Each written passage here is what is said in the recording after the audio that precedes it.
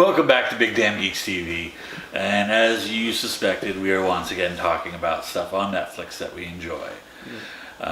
We did an episode like this a little while back, so we thought we'd give you an updated version of 3 things each of us are currently watching on Netflix, and maybe like an honorable mention or something at the end. But first thing I've been watching lately is a show called Off Camera with Sam Jones. He's a professional photographer, and he brings in like his famous friends and like a sit-down interview, like usually around an hour long. So almost like a podcast, more like a conversation as opposed to like an interview. Okay.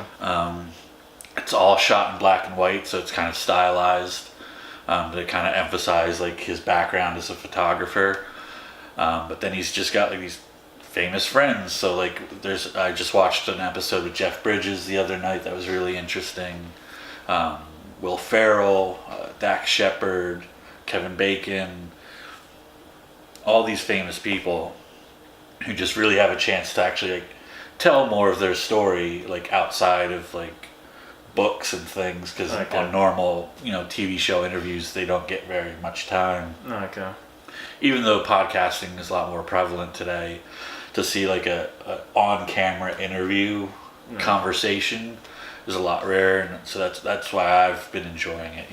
Episodes, like I said, are generally around an hour long or so. Just 3 seasons are on there now. Lots of famous people. So it's just like them. They bring in like a famous person. They talk for like an hour about general stuff. Yeah, anything from like projects they've done together, like photography shoots they've done, movies they've done. He's had a few musicians on, so albums they've done. Things like that. They're from all walks of entertainment, so they're all different. But then just like personal stuff, like being a father or being a mother, things like that. It's a really interesting show, and if you like that kind of, like if you enjoy podcasts, if you listen to that kind of thing in the car, in the gym, wherever, like I think you'll really enjoy Off Camera with Sam Jones. Okay, sounds good. Well, my show that I've been watching on Netflix lately, which I'd say I started about like 6 months ago, a year ago, and then like I'm all caught up to I think it's season 7 now. It's called Shameless. This show is it the UK version or the US version? The US version. Okay. There is a UK version. I've never seen that one, but I've only seen the US version, which I'm really enjoying. It's definitely a dark comedy if you like that kind of show. There's episodes where you're just howling, laughing. It's hilarious, and then there's episodes where it's just really sad. You just kind of really feel for these kids. The general, I'll just really quickly say about the general aspect of it is it's like a exaggerated life of these like kids, which they have a alcoholic, drug addict father, and their mother is pretty much gone. She does pop in and out from like season to season, like for a few episodes here and there, but she's also like kind of like hippie drug addict type lady.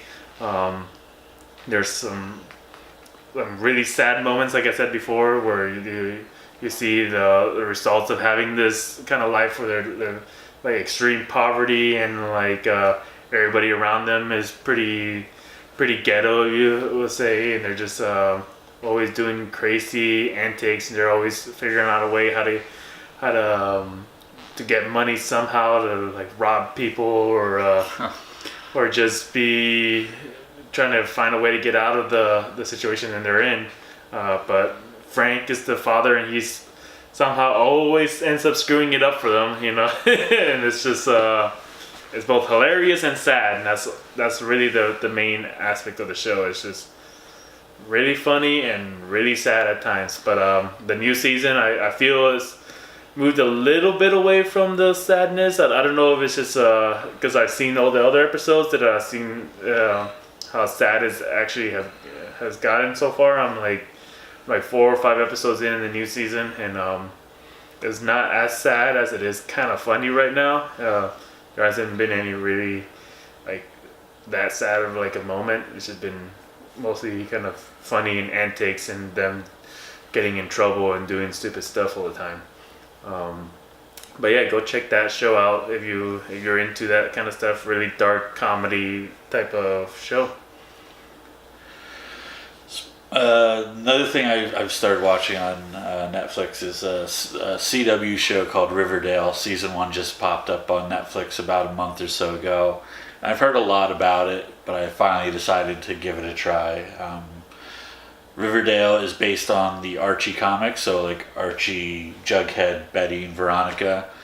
But it's like a teen drama now, so it's a murder mystery essentially. So this kid dies, his sister survives. You find out that the kid didn't drown, but he was shot, and like all these people were like possibly involved. Like Archie's having an affair with his music teacher. Jughead's like the local writer for the school newspaper, and he's gonna get to the bottom of it.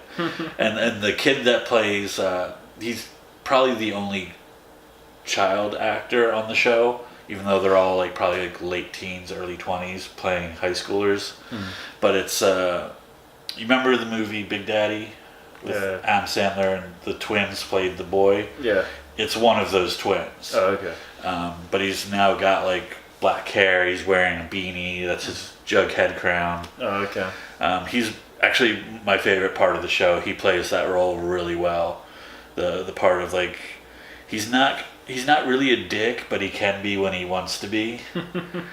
Whereas like everybody else is just like these kind of one-dimensional characters. Jughead's kind of got like some depth to him. Oh, yeah. So I really enjoy him. So if Twin, if you're out there and you're watching this, good job. The only other actor I've really recognized is the guy that plays Archie's dad. He was on like I think it was 90210 back in the days. Jason Priestley, okay. I want to say is his name. I could be wrong. And somebody in the comments is going to yell at me in all caps. But yeah, he's the only other person I really recognize. But it's cool because it also brings in like Josie and the Pussycats were part of the comic strip. Mm-hmm. And then like obviously had their own cartoon show and movie and everything like that. But like they're part of like they're a band that goes to the high school and plays shows and stuff. And like Archie is very musical in this and like writes music, so like he writes songs for them. It's very teen drama ish, but like cheesy kind of. Yeah, like there's literally a line where they reference how Mad Men season 2 their current situation is, and I was like, I never saw Mad Men season 2. I don't get this reference, but it's very much that like it's tongue-in-cheek, written for teens, like, but it's serious enough, shot well enough, written well enough, like me as an adult male can still enjoy it.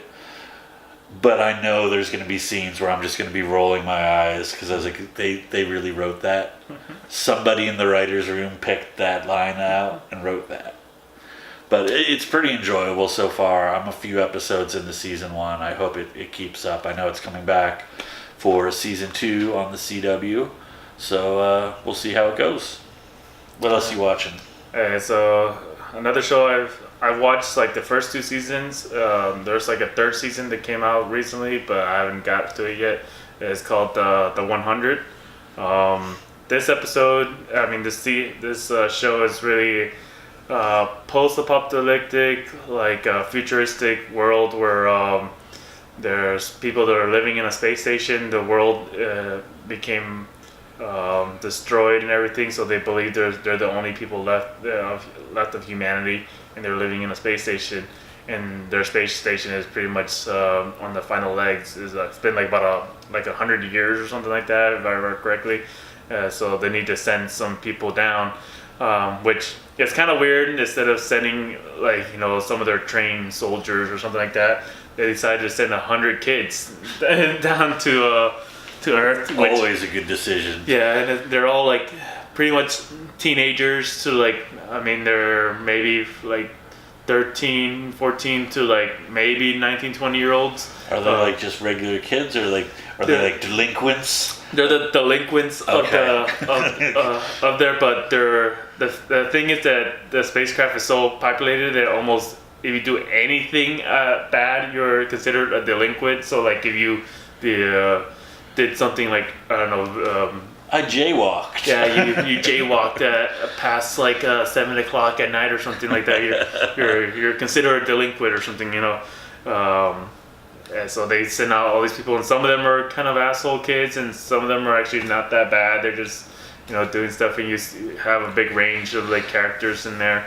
So they get down to Earth, and then once they get there, they realize they're not the only survivors left. So it's been like 100 years now, and there's other like clans living on the Earth. So there's this like wildling, like they're a wild type of clan that they like live off of the land and stuff like that. And there's another people you find out later that they're living in like a mountain and stuff like that. And it gets pretty crazy. I don't want to get too much into like the spoilers and all that kind of stuff, but it's like I enjoy it just because there is some action. It's definitely kind of the first season at least is a bit of like Lord of the Flies type of feel to it. It's a bunch of teenagers on their own on Earth, and they're kind of like doing their own thing, and some of them are following the rules, and some of them are completely like, we're on our own now, so we can do whatever we want. Anarchy. Yeah, so it's like there's a bit of like anarchy and stuff like that. The second season kind of moves away from that because other things happen, and then I haven't started the third season yet, which I hopefully will start sometime soon. I'll let you guys know how that one goes when I finish the third season. But yeah, go check that one out, and it's definitely something you should check out, and just worth a view, at least the first few episodes. And if you like it, you'll probably stay with it. If not, you'll probably go away from it. Next one I've been watching lately, I'm going to give a shout out to my good friend Mick from Spread the Dub down in Lake Worth, Florida, because he's like me. He's into like the dramatic reenactments of paranormal stories shows, and there's a great one on Netflix right now called Paranormal Survivor, which I'm pretty sure is just a redoing of a sci-fi show called Paranormal Witness, which is playing off of the success of the horror films Paranormal Activity, which was actually like supposed to be a real horror movie. But this is a show where it's real people telling their experiences with the paranormal, and then they show clips of like actors playing it out, and like it's kind of like sometimes you're just like, all right, what this person's saying can probably be explained very easily. But some of the stuff you're like, whoa, this is scary. Like if this person is real, and like some of the people get really like emotional, and it's like if you're not an actor, you're putting on a hell of a show, or you're telling the truth. Like which is more likely? But it's one of those shows that just kind of puts that idea in your mind. So like if you watch it like after dark, get a little scared. Yeah, you get a little scared to turn the lights out, and you're like, what's that noise? Where did that go? I thought I left that over here. There's now it's over there. Ghosts around us. Yeah, it's kind of like it's borderline bad. So is it like comedic a bit, or is it? No, it takes itself completely seriously. It's not trying to portray these people as crazy. Okay. They're just real people. This is their experience, and the dramatic reenactments they do. They don't do funny things. Okay. The only thing that's funny about it is the actors they get to do the dramatic reenactments, because you're seeing the real person. Okay. But then when you do the dramatic reenactments, like your idea would be to get an actor or actress who can not only act, but would kind of resemble the person who's telling the story. Sometimes they do that. Sometimes they are so far off. So far off. And you're just like, wait. The guy telling the story is black. That actor's white. Okay, it's not that bad, but like some of the choices are just like you could have done better. Yeah. But they're probably on such a low budget Yeah, they don't they have time. take who they can get. Yeah, they don't have time to like look through like hundreds of Yeah. applicants and stuff. They're not casting a major motion picture, like, which even then they would probably be like, yeah, the guy who's this story's about's really ugly as shit. Let's get Tom Cruise. Yeah. But I enjoy it. It's one of those things I watch like late at night, and just because that, like I said, it plants that seed in your head. Like, yeah, oh yeah, ghosts. That's a thing. Ghosts are a thing. Is it real? Is it not? I don't know for sure. So how do I know that noise I heard in the living room, was just something from outside, or it's just something shifting slightly, and not a ghost trying to connect with me? How do you know? You never know, man. You never know. Because Netflix show told you. Yeah. So yeah, that's another one I've been watching. What else have you got? It's one that I finished the first season. It came out recently. It's called the Ozarks.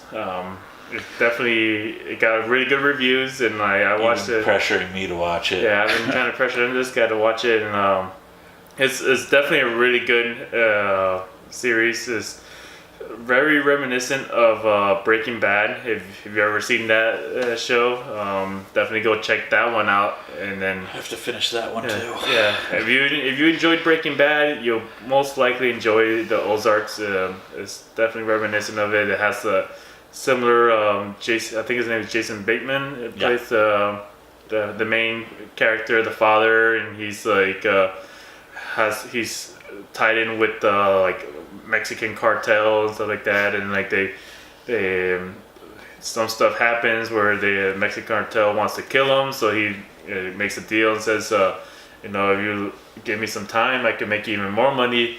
I can make money by going to the Ozarks, which is a super redneck, like hillbilly area that's like in the middle of the country, and it's like bunch of like lakes and rivers and like mountains and stuff like that. So it's just like mountain people and a bunch of rednecks and stuff like that, all like living there and playing banjos. Yeah, it's just like super like redneck. Everybody in the town they're in seems to like nobody has money, so he gets there and he's trying to figure out how he's gonna make. I think it was like. He first has to make like $8 million. Has to like wash, he has to wash $8 million for the Mexican cartels, and he's trying to figure it out. And it's like almost every episode, and I think there's 8-9 episodes. Almost every episode, he almost ends up dying. But I don't want to ruin anything for you, but it's definitely worth the watch. Go check that out, and you'll not be disappointed. My honorable mention, which I won't go into too much because most people know the story, is Voltron is on Netflix, the reboot. I'm really enjoying that, so I would say check that out if you can. Yeah. You got any honorable mentions? Nah, not right now. All right. So thank you guys for watching. Check out what we recommended. Let us know in the comments below what you thought about it. Remember to like, comment, share, and subscribe to Big Damn Geeks TV, and we will check you out next time. Bye. Netflix out.